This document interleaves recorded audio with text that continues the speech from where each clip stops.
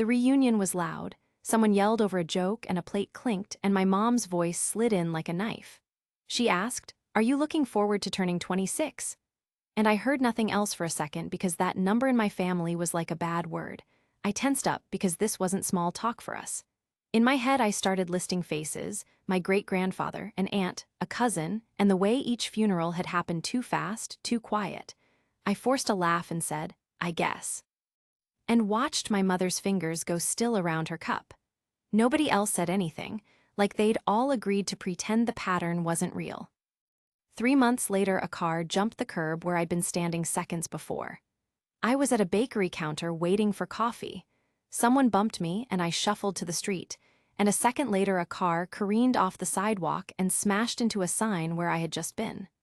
People screamed, people moved, and I sat down on a curb with my hands shaking, thinking I could feel my ribs where they hadn't even been hit. That night, I couldn't sleep. At 3 a.m., I pulled my laptop onto my knees and started digging into the family tree like someone trying to find a map out of a trap. I printed names, dates, and death certificates I could find. I found 8 relatives who all died during their 26th year. 8. Each one died too young, and most of them around the same time of day. I went to see my great-aunt Diane, the only living relative who still remembered the older stories and who lived 2 blocks away. Great-aunt Diane, who had been our family matriarch in a way, opened the door before I finished ringing. She had thin hands and a paper calendar on her wall from the dentist, but when I said 26, she visibly recoiled. Her face went blank, like someone had turned off a light. She said nothing for a long minute, then whispered, "Why are you poking this up?"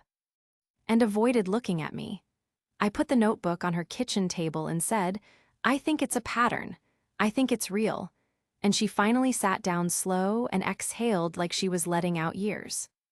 She told me, but only after I asked the right way. "They all fell between 2:30 and 3:30, she said, voice small and exact. "Afternoon, always the same hour." I asked, "Why that time?" and she shook her head. "We stopped celebrating birthdays because of that hour," she said. "We started pretending the day wasn't there." Those words hit me harder than the number ever had. The hours mattered. The timing meant this was not random, not just a streak of bad luck. It was something somebody, or something, was doing in a way that could be tracked if I wanted to track it. She wouldn't say more. She clamped her mouth shut like she was keeping a ledger between her teeth. I pressed. "Who knew? Who else saw this?" She named 2 relatives who died early and then, finally, one person who had known details, a neighbor who used to come by on Wednesdays and who had been the last to see one cousin alive. Diane wouldn't give names beyond that. "We don't talk about it," she said flatly. "Not in front of children, not at dinner, not on the phone." I wrote everything down. My handwriting getting messier as I tried to pin down an explanation she refused to hand me. She did give me something I didn't expect, an old envelope with church bulletin clippings and a single Polaroid. The Polaroid was a grainy picture of a birthday table from decades ago.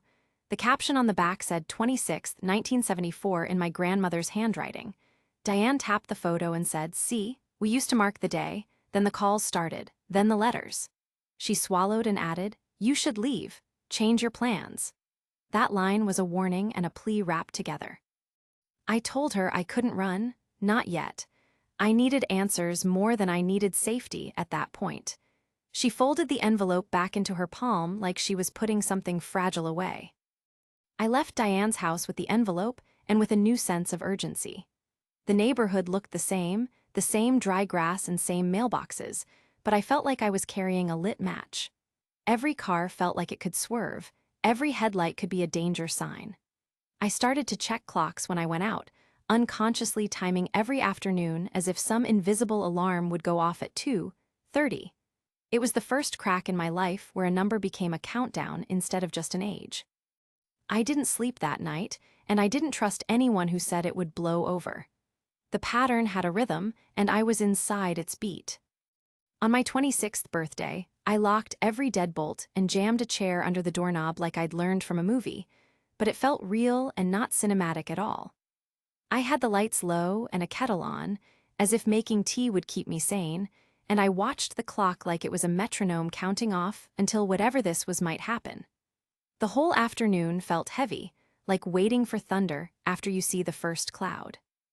I told myself I was being ridiculous, that numbers can't hurt you, but my hands kept finding the latches and my eyes kept flicking to the peephole. At 3:10 p.m., a hard knock rattled the door so fast it sounded like someone testing each slat. I froze, listening to the echoes, feeling the chair beneath my arm. Then a flat voice through the wood said, "Melissa?" And there was a kind of casual certainty in it, like he was checking a list. I said, "Nope. Nobody named Melissa here," and tried to keep my voice steady, like I hadn't been holding my breath for an hour. He answered with that same flatness. "I'm looking for Melissa." I said again, "You're at the wrong place." He moved on like he didn't care if I believed him and said, "You have Melissa's eyes." He reached into his coat like he was pulling something out, and then the sound of metal sliding made me flinch because I pictured a blade or a badge. I latched the chain and cracked the door an inch, keeping the chain engaged and peeking at a face that wanted to be anonymous. His eyes were flat and calm, and he demanded, "Where is she?" as if he had every right to know the answer. I said, "I don't know, you need to go."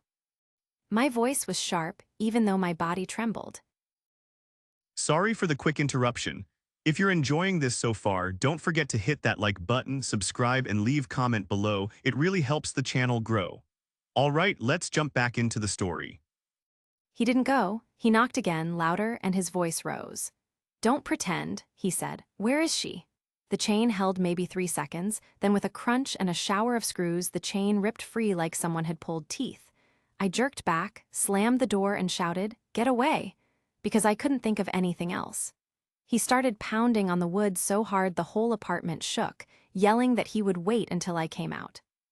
I grabbed my phone with shaking fingers and punched 911, my voice clipping as I told them someone was at my door and had broken in.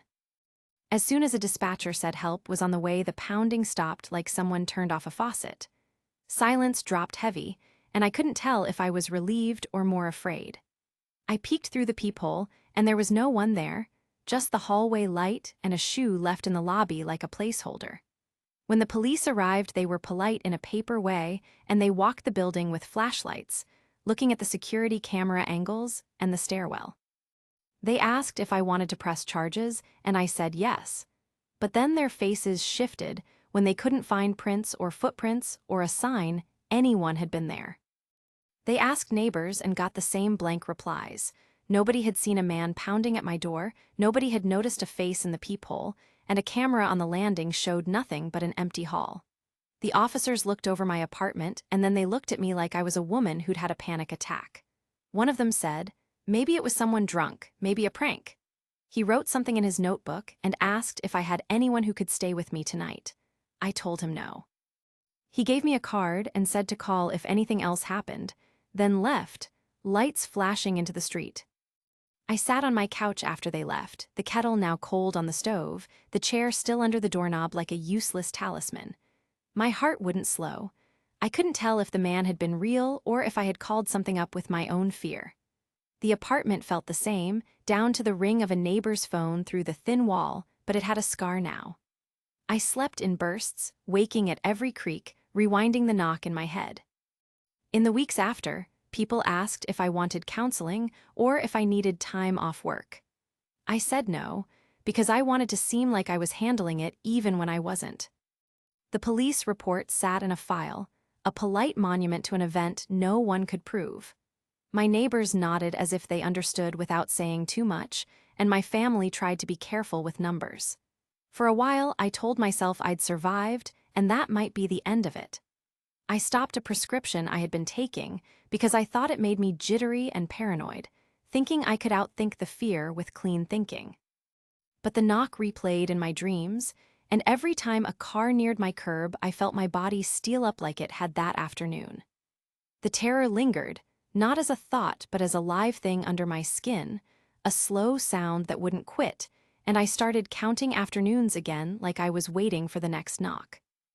I thought the danger had passed until Mom called me at work and I heard her sob before she could say anything, which made my stomach drop like someone had punched me. She was my mother, who had always sounded steadier than she felt, and that steady voice was gone. She blurted, she collapsed, "Callie, she's gone." I could barely breathe. I sat down hard at my desk and tried to piece words together, but my hands felt numb. When? I asked. 2:58, Mom choked. On her birthday. Hearing the number feel like a punch again, like a thread snapping under hands that had been holding everything together. The funeral was quiet in that strangled way families get when they don't know what to say, and they're trying not to show how afraid they are. People smiled the way you do when you mean it to be polite, and they stood apart from me as if I carried something contagious. My sister, who I'd held as kids and fought with as teenagers, was gone because of an aneurysm that everyone said was sudden. At the graveside, I watched relatives shuffle and look at their shoes, and I could see avoidance in the way they moved. Small shifts meant to keep distance from me. It wasn't guilt at first. It was fear of whatever they worried I might stir up if I asked too many questions. An aunt cornered me by the refreshments table after the graveside and said, she was deleting emails, you know. She didn't lower her voice much because everyone else was too polite to notice. She kept getting messages from someone asking about Melissa, the aunt said, and she looked like she wanted to say it was nothing but couldn't. I asked, what did they say? And the aunt shrugged like it was the same spam everyone gets. She thought they were spam. She deleted them. She didn't tell anyone. That line hit harder than anything. I realized those messages weren't random. They were a probe, checking if anyone would bite. My sister had bitten and paid with her life, or she had been in the wrong place at the wrong time and answered the wrong message. Grief mixed with anger pooled cold in my chest. I started going through her phone because what else do you do when answers won't come by themselves? I found threads that looked like junk at first, short, plain messages. Do you know Melissa? Is she in New Jersey? Who is she living with? My sister had deleted most of them, but one thread had a screenshot where she had typed back, no idea, stop messaging me, and then deleted it. That deleted reply felt like proof that someone was looking for us, and that my sister had been aware enough to try to shut it down. On the day that would have been her 27th, I couldn't not be at the cemetery. I stood by the headstone at 2:58 p.m., the same minute the doctors had written on the certificate, and the chill of that hour settled into my bones. It was almost ritual now, standing with an empty, aching calendar turned to that number. I talked to her like people do who are desperate for a reply. We found patterns, I said aloud. I tried so hard. The wind moved the grass around my boots, and my throat felt raw from saying it into the open. At that minute, a woman walked up behind me, her steps careful, like she had rehearsed how to reach me.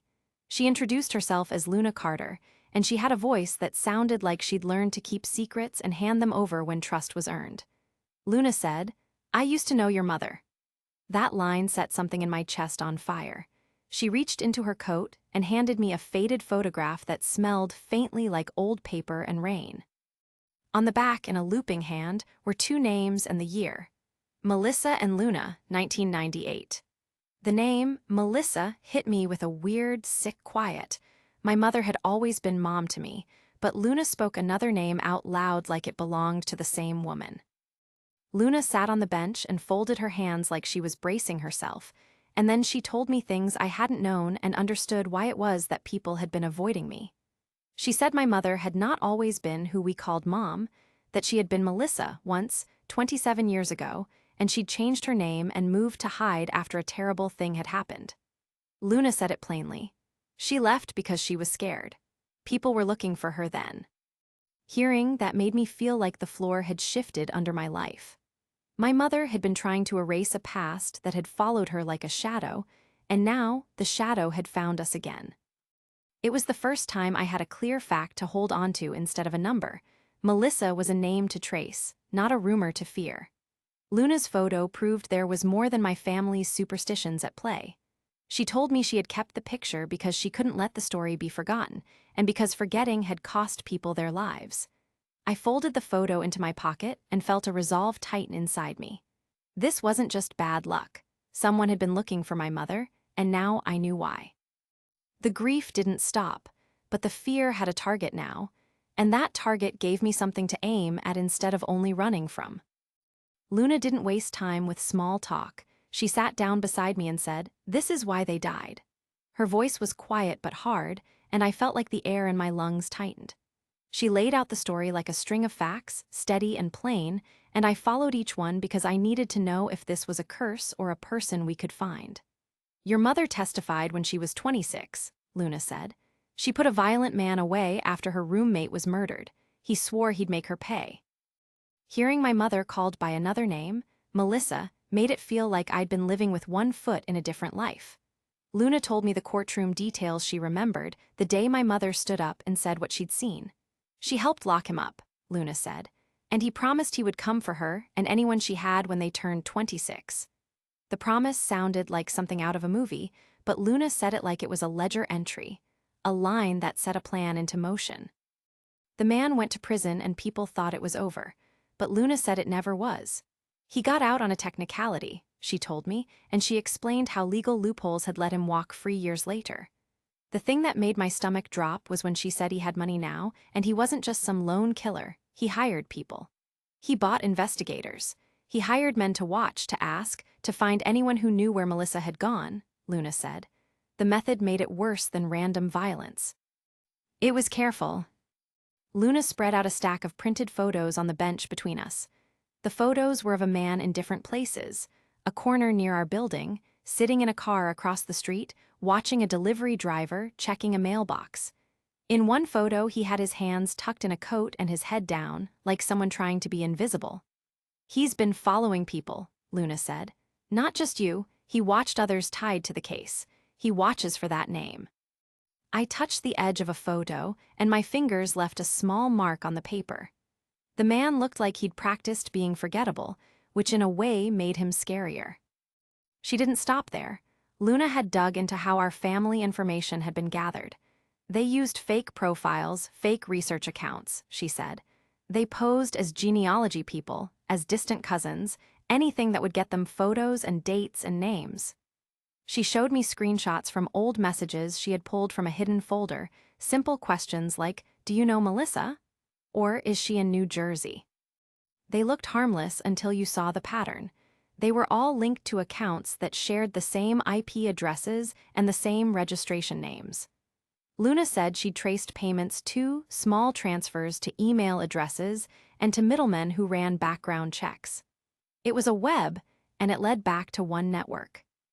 My head was full of small, sharp pieces of detail that fit together into a terrible shape. So the deaths weren't random, I said aloud, more to make sure I had understood than anything else. Luna nodded. They staged accidents, she said. They made sure people thought it was bad luck or medical problems. But they targeted people who had something to do with Melissa, who had said her name at the wrong time, who had been at events where someone mentioned her. She tapped the photo of my sister's office building on the bench. They learned where she worked. They learned when she had appointments. Luna said she'd obtained records that worried me more than anything. She showed me a list of emails that had reached my sister, accounts that looked like spam but had the same pattern. She had pulled together purchase records from data brokers that showed where account holders had bought lists of names. They harvested our family history, Luna said. All that genealogy stuff you think is innocent, people selling family trees, it's how they mapped you. I remembered the message thread on my sister's phone where she had deleted questions about Melissa and felt stupid for not seeing the danger then. The last piece Luna showed me made my stomach drop into my shoes.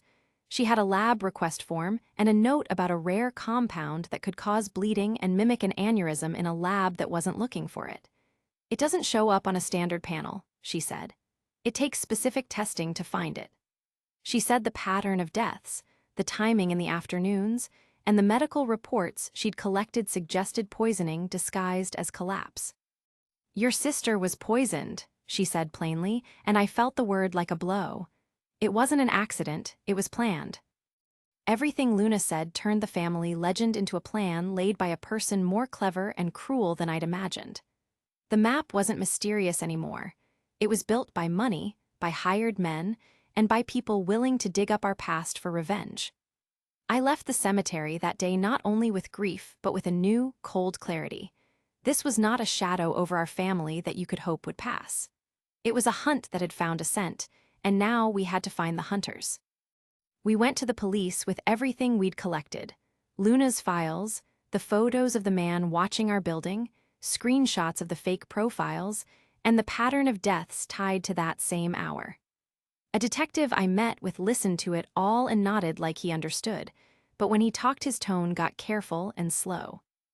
He explained that without a body of proof, no toxin in an official autopsy, no chain of custody for any preserved samples, no direct witness tying a hand to the act, they couldn't bring homicide charges.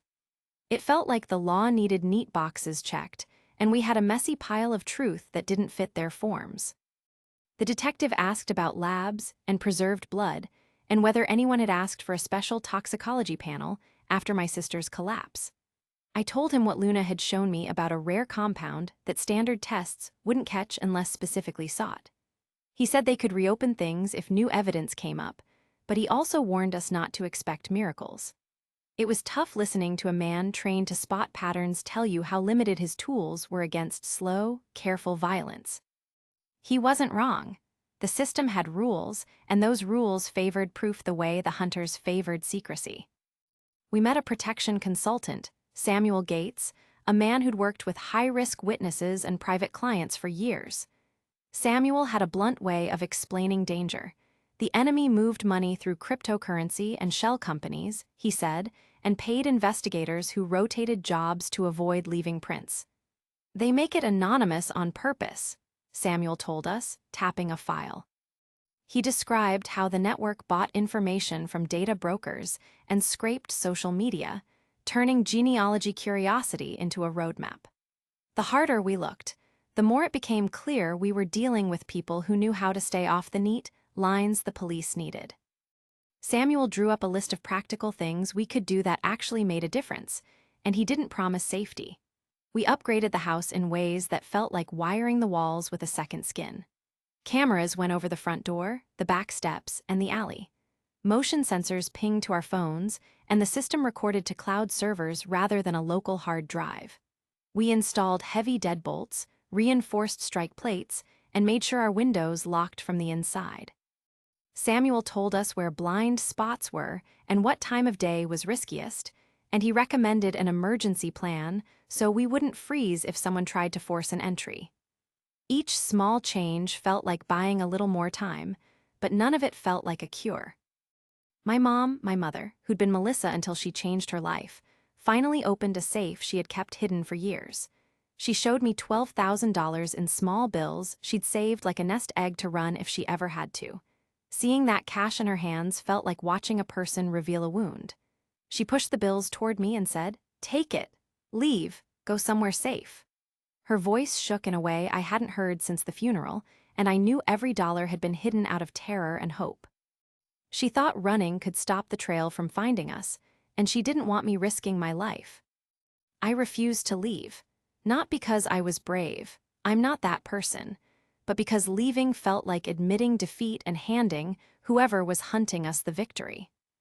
I told Mom we would become the people who fought back in other ways, and that starting by fortifying our home and documenting everything was how we would try to stay alive. That night we banged bolts and installed cameras and rehearsed a plan where we would split up if someone came at us together. And I felt both more tired and more steady than I had in months. After the upgrades, the streets felt less openly threatening, but the fear didn't vanish. It thickened into constant vigilance. Every delivery, every missed caller, and every unknown profile pinged my phone and made my stomach knot. We started logging everything: odd calls, strange emails, men loitering near the building, even little details like what a neighbor wore or the color of a car's bumper. Samuel set us up with emergency contacts, a list of safe rooms, and a code word to call the police faster if things escalated. I learned how to change passwords and scrub what little of our lives had been exposed online. It was small armor against a patient, shadowy enemy, but it was armor we could buy and wear. We had no guarantee it would be enough, but for the first time in a long time, we had a plan that felt active instead of passive. Luna kept digging like she couldn't stop, and I rode along with her because she was the one who found the thread. She brought me stacks of photos of men who looked like they knew how to disappear into crowds, faces blurred sometimes, clear in others, names and timestamps scribbled on the margins. Those photos came with records she had pulled on other families who had lost young relatives at 26 the same way ours had. It was no longer a spooky family rumor. The pages showed patterns, dates, places, and that same afternoon hour stitched through each case like a terrible signature. I remember feeling like I had walked into a room and the lights came on all at once, except the thing revealed was worse than the dark had allowed me to imagine.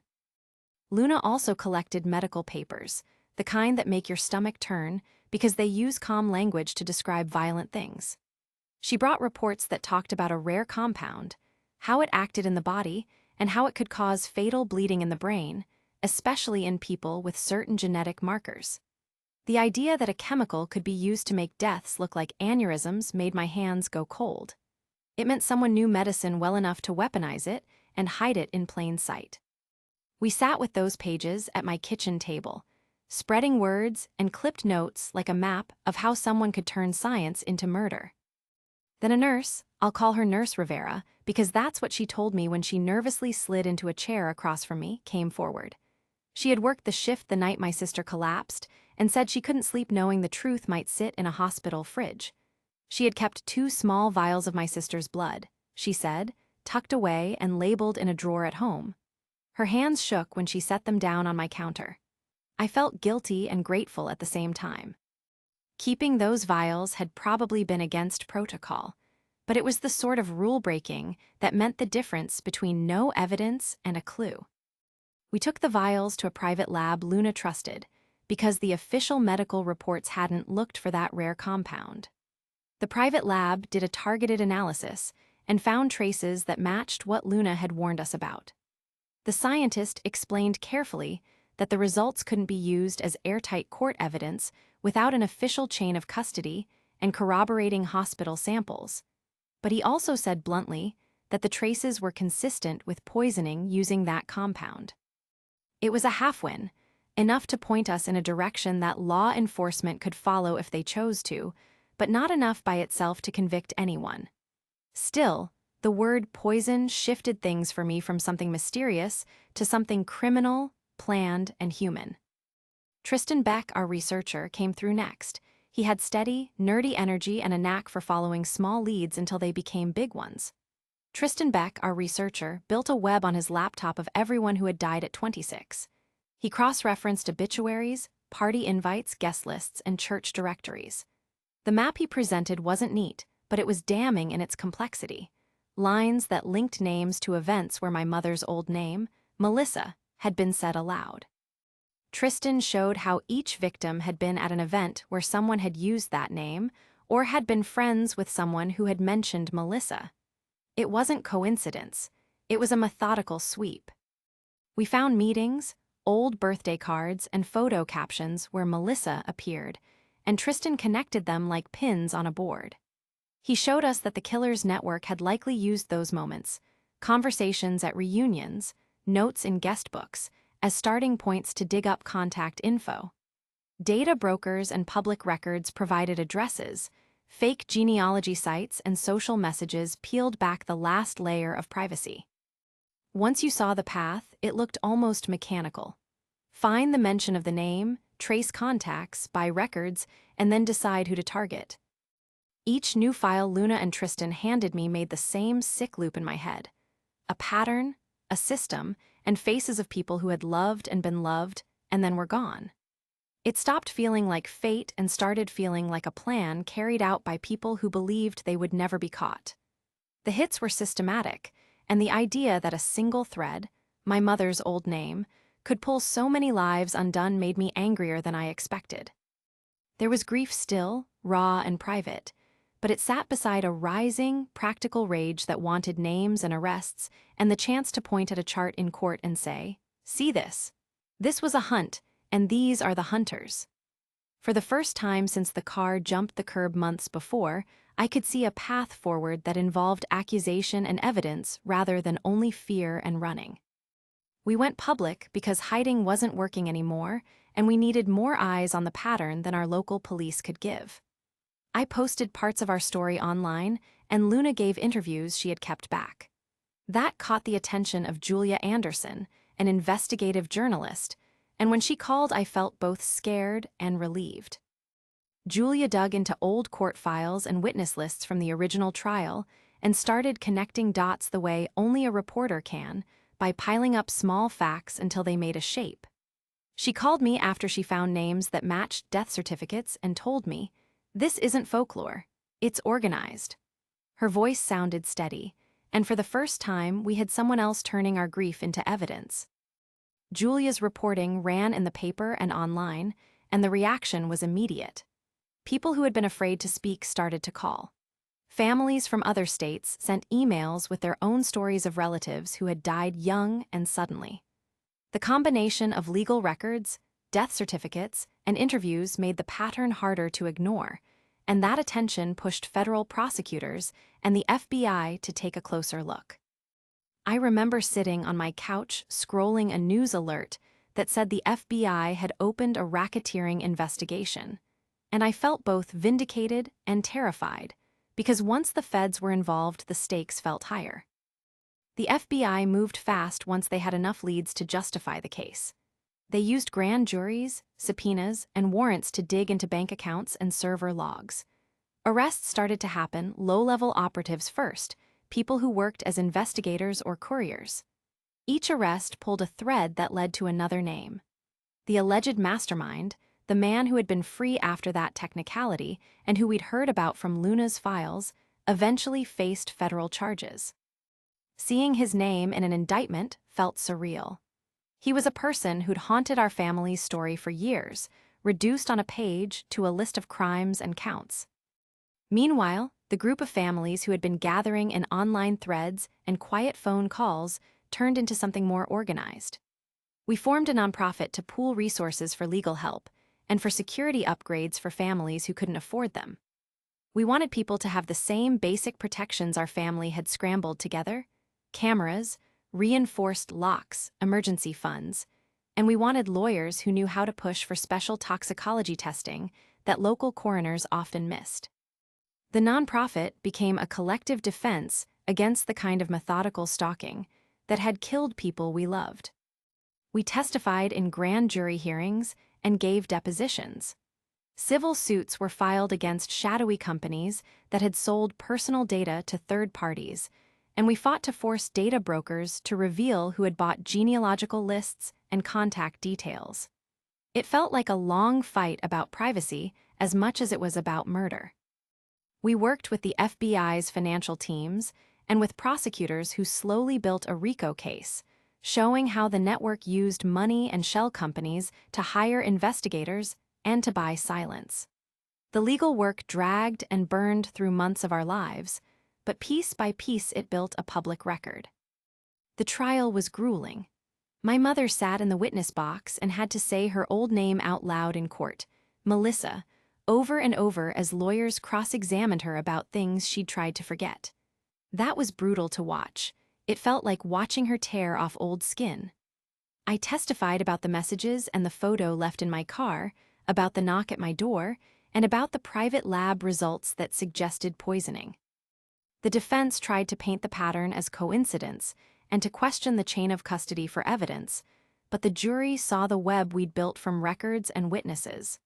When the verdict came back guilty, relief and rage collided so hard I didn't know what to feel first. The judge handed down a life sentence to the man considered the kingpin, and for that instant, we all felt like we had pushed back the darkness. Even after the big convictions, the network didn't simply vanish. Some operatives were arrested later on unrelated charges, and at least 2 were found dead under murky circumstances while in custody or after releasing bail. It was ugly and messy, and not the clean justice any of us had hoped for, but the indictments and convictions broke the spine of the operation and made it harder for the remaining pieces to move freely. We kept coordinating with investigators, sharing tips, and supporting families through civil litigation for damages. Turning private grief into public action cost us dearly, but it changed the map. The nonprofit gave people legal paths and security plans, and our testimony helped hold one man accountable for a campaign that had tried to erase my family. The victory wasn't absolute, losses couldn't be undone, but it was a claim put on the record. We were seen, our dead were counted, and the hunters didn't get the last word. We kept fighting because naming the pattern had already saved lives, and because we owed the ones we'd lost a chance to be remembered with truth instead of rumor.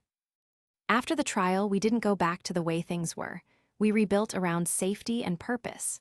Mom moved out of the old house with a man from the support group, Tom, who had been a quiet volunteer, and she looked steadier in a new place far enough away that the old street felt like a scar behind her. We both agreed it was time to stop living in the building where so much of our fear had stacked up, and she said, "We can try to make a life that isn't just looking over our shoulders." I believed her and felt a small, cautious hope. We turned our grief into something practical. We started hosting weekly support meetings in a rented room because people kept reaching out and we didn't want anyone to try and carry this alone. Every week the room filled with faces that had become familiar, parents, siblings, a few who had lost more than one person, and we passed around coffee and paper and lists of lawyers. We shared what to do if someone showed up at your door, how to get a restraining order, and how to work with detectives without losing your mind. "You are not crazy," Luna said once at a meeting, and a dozen people nodded like they had needed someone to say it out loud. We created a scholarship in my sister's name at the community college she had planned to attend because she loved art and because we wanted something that would keep her alive in the world. We raised money through small fundraisers, benefit shows, and donations that came after news stories ran. Every check felt like a small repair. When we gave the first award to a shy kid who drew every day on the back of his math homework, I cried in the back of the room and felt like my sister was taller in that small moment. The nonprofit we built offered more than talk. We pooled funds to help families get security upgrades, locks, cameras, funds to pay for temporary relocation if the threat was acute. We paid lawyers to pursue civil actions against data brokers who sold private details to anyone with a credit card and a motive. We helped dozens of households file for restraining orders and train people to document threats so law enforcement couldn't dismiss them as hysteria. The group became a system people trusted when they were terrified and had nowhere else to turn. On a practical level, I changed the way I lived, down to small, constant things that added up. I learned self-defense from a former cop who volunteered at our meetings. "You keep your hands up and you move," he told me, and we practiced until my muscles remembered. I adjusted daily routines, no more running alone at dusk, different routes to work, staggered grocery trips, and I kept cameras that pinged to my phone when motion was detected. My phone had a list of emergency numbers on speed dial and a code word with friends so someone would know if I was in real danger. It wasn't a life without fear. It was a life that worked around the fear. Therapy became regular for both of us. I started seeing a counselor who helped me untangle the knot of anger and grief that would otherwise tighten into panic. "You survived a targeted campaign," she said bluntly, and we worked on ways to live with the memory without letting it eat every plan. Mom met with a therapist too, and sometimes I went with her to sessions where she talked about being Melissa and then being Mom and how those two lives had collided. Therapy didn't erase the past, but it taught us how to carry it without breaking.